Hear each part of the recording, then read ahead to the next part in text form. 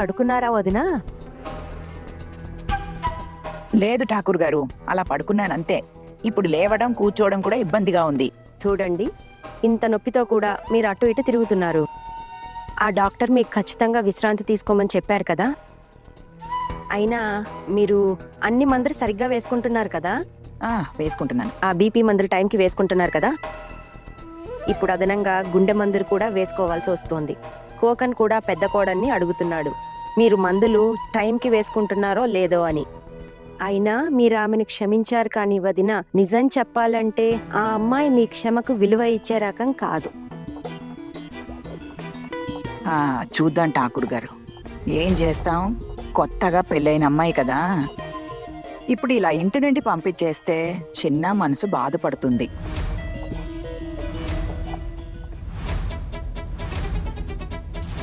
అందుకే నిదానంగా ఆలోచించి అన్నీ చేయాలి. కంగారు పడితే పని చెడిపోతుంది. పైగా ఇరుగు పొరుగు వారు కూడా ఉన్నారు కదా, వాళ్ళు కూడా 100 మాటలు అంటారు. ఇతరులకు ఎందుకు అవకాశం ఇవ్వటం? ఈ అమ్మాయిని ఈ ఇంట్లోంచి పంపించే వరకు నేను ఊరుకోను. తన అత్తగారితో చాలా దగ్గరగా అయిపోయింది. ఇన్ని రోజులుగా ఉన్న మా ఇంటి సంప్రదాయాలన్నీ ఈ అమ్మాయి చెడగొట్టింది. ఇకపై ఇలా జరగనివ్వను. ఈ కుటుంబానికి హాని చేసే వాళ్ళ జీవితంలో ఈ భూమి గ్రహణం పట్టిస్తుంది. అత్తయ్య, ఏంటే ఎక్కడ పోయావు? రొట్టెలు చేస్తున్నా అత్తయ్య. అయితే పండ్లన్నీ అయిపోయాయి కదా, ఇక వెళ్లాల్సిన అవసరం లేదు. లేదు అత్తయ్య, పనులన్నీ ముగించుకునే వచ్చాను. ఇక వెళ్లాల్సిన అవసరం లేదు. ఇంతకీ మందులు ఇస్తావా ఇవ్వవా? అమ్మని చూసి పళ్ళన్నీ మర్చిపోయావా? లేదత్తయ్య, మర్చిపోలేదు. ఒక్క నిమిషం. అత్తయ్య, మీ బీపీ బాగా పెరిగిపోయింది. డాక్టర్ 2 మాత్రలు వేసుకోమన్నారు. ఇవి తీసుకోండి. ఇక్కడ తెలివి చూపించాల్సిన పని లేదు. ఒకవేళ వదిన ఆరోగ్యానికి ఏదైనా అయితే నీకు అస్సలు మంచిది కాదు. పిసి అత్తయ్య, మీరెందుకు అలా అంటున్నారు? అత్తయ్య ఆరోగ్యానికి హాని చేసే పని నేనెందుకు చేస్తాను? డాక్టర్ చెప్పినట్టే నేను అవే మందులు ఇస్తున్నాను. మీరు ఇవి తీసుకోండి.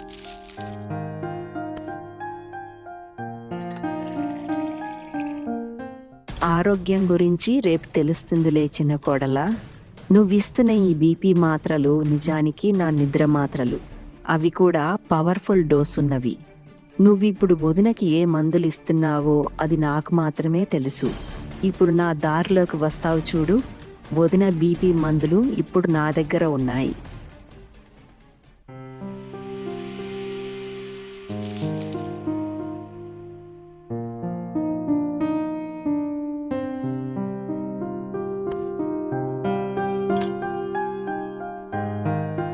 వదినా, నేనిక వెళ్తాను. నా పూజ ఇంకా అవ్వలేదు. అది ముగించుకుని పడుకుంటాను. చాలా ఆలస్యమైంది కదా, మిమ్మల్ని చూడాలని వచ్చాను. మిమ్మల్ని చూడకపోతే నాకు నిద్ర కూడా పట్టదు కదా.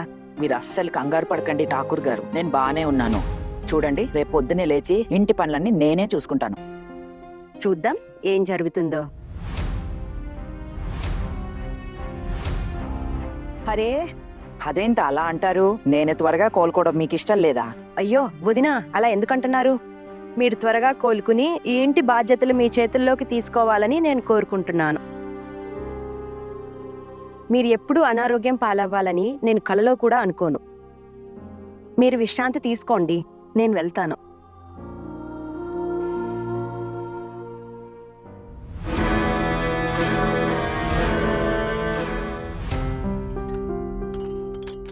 కళ్ళకు కొడుతోంది, పైగా కరెంటు బిల్లు కూడా ఎక్కువ వస్తోంది. అలాగే అత్తయ్య, ఆపేస్తాను.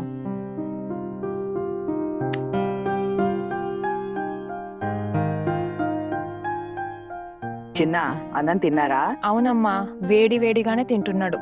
పెద్దక్క అన్నం వడ్డించింది. ఇప్పుడు అర్థమైంది, అంతసేపు అక్కడ ఎందుకు అతుకుపోయావు? పనేం చేసుంటావులే నువ్వు. లేదత్తయ్య, నేను పెద్దక్కకు సహాయం చేస్తున్నాను. పెద్దక్క వంటింట్లో ఉంటే నేను కూడా తనతోనే ఉన్నాను. అక్క భోజనం వడ్డిస్తోంది. నేనైతే డైనింగ్ టేబుల్ దగ్గర కూడా వెళ్ళలేదు. పెద్దక్కే అందరికీ రొట్టెలు తెచ్చి వడ్డిస్తోంది. దేవుడా, నీ నోరు ఎప్పుడు మూతపడదా? నా కొడుకులు తినుంటే వెళ్ళి నువ్వు కూడా గప్చుగ్గా తినేసిరా. త్వరగా రా. 15 నిమిషాల్లో వచ్చేస్తాను అత్తయ్య. మీకు అరగంట తర్వాత ఇంకో మంది ఇవ్వాలి, నేను వచ్చిస్తాను. వెళ్ళు, ముందు వెళ్ళు. అలాగే. ఈ అమ్మాయి అస్సలు నోరు మూసుకోదు. ఆయన ఆహానా అత్తయ్య నిన్ను రానిచ్చిందా? అవునక్క, ఇంట్లో మగవాళ్ళందరి భోజనం అయిపోయింది కదా, లేకపోతే గదిలోనే కూర్చుని లైట్ వేసుకుని తినేదాన్ని. బహుశా అందుకే పంపించుంటుంది. అవునా ఆహానా, ఈరోజు మీ అమ్మని అత్తయ్య బాగా అవమానించింది కదా. అవునక్క, నేను అమ్మని ఇక్కడికి రావద్దని ఎంత చెప్పినా మా అమ్మ నా మాట ఎక్కడ వింటది, వచ్చేసింది.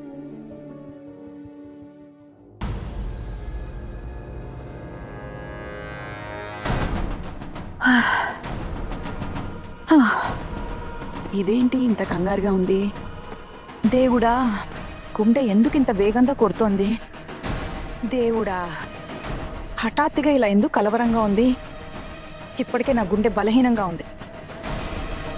ఎక్కడ గుండె పోటొస్తుందో ఏమో, పడుకొని చూస్తాను. ఆహా, ఇప్పుడు మీతా అక్క, నువ్విక్కడికి ఎందుకు వచ్చావు? మేమే గదికి భోజనం తెచ్చేవాళ్ళం కదా. అహానా, ఈ ఇంట్లో అది సాధ్యమని నీకు అనిపిస్తుందా? ఈ ఇంట్లో ఎవరికి గదుల్లో కూర్చొని తినే అనుమతి లేదు. పెద్దత్తయ్యకి ఒంట్లో బాలేదు కాబట్టే నీకు అనుమతి దొరికింది, అది కూడా ఒక్క పూటకే. చూసావా, మళ్ళీ మాతో కలిసి తినడానికే ఇక్కడికి పంపించేశారు. నేనేం చెప్పనక్క, నాకేం అర్థం కావడం లేదు. సరే, నేను ఇంకా వెళ్తాను, నా భోజనం అయిపోయింది. అరే, ఇంత త్వరగా అయిపోయిందా? ఇంత తక్కువ తింటావా? ఇంకొంచెం తిను. లేదక్క, ఆకలిగా లేదు. అయినా అమ్మ చాలాసేపటి నుండి ఒంటరిగా ఉంది, వెళ్ళకపోతే కోప్పడుతుంది. కూర్చున్నా కూడా ప్రశాంతంగా లేదు, తల బాగా తిరుగుతున్నట్టుంది.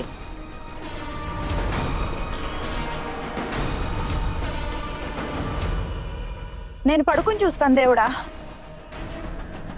చిన్న ఒరే, ఏదో అసహనంగా ఉందిరా, ఊపిరి ఆటం లేదురా, త్వరగా రా. సరే ఆహానా, తను నీతో ఏమన్నాడు? ఎవరు? ఇంకెవరు, అర్జున్ బావ. నేను వచ్చినప్పుడు ఆయన గడి తలుపులు తెరిచే ఉన్నాయి, ఒక్కసారి వెళ్ళి కలుస్తావా? అక్క, మీ మరిది గారు నన్ను దగ్గరికి తీసుకోవాలని ఉంటే, కాబట్టి అది ఆయన చేతుల్లోనే ఉంది.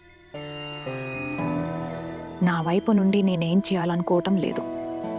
నేనింక వెళ్తాను, అత్తయ్య ఎదురు చూస్తుంటుంది.